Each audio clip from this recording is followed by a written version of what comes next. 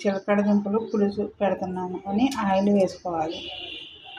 తర్వాత ఉల్లిపాయ, పచ్చిమిర్చి, కరివేపాకు కూడా వేసుకోవాలి. ఇవి కొద్దిగా వేగనివ్వాలి. అంటే ఉప్పు కూడా తగినంత వేసేసుకోవాలి.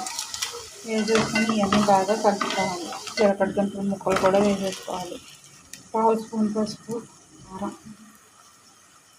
దీంట్లో కొద్దిగా 1 స్పూన్కి బెల్లం, ఇవన్నీ వేసేసుకున్నాక ఒకసారి మొత్తం అంతా కలిసేలాగా కలిపేసుకోవాలి. 1/2 కప్పు పులుసు పోసుకోవాలి. నాకు ఇదంతా కలిపి మొత్తం బాగా కలిసేలాగా కలిపేసుకోవాలి.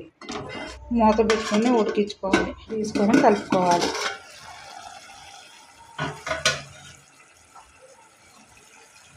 ఇది 5 నిమిషాలు, ఒక 5 నిమిషాల్లో రెడీ అయిపోయి ఒకసారి ఇలా చెక్ చేసుకుంటే తెలిసిపోతుంది.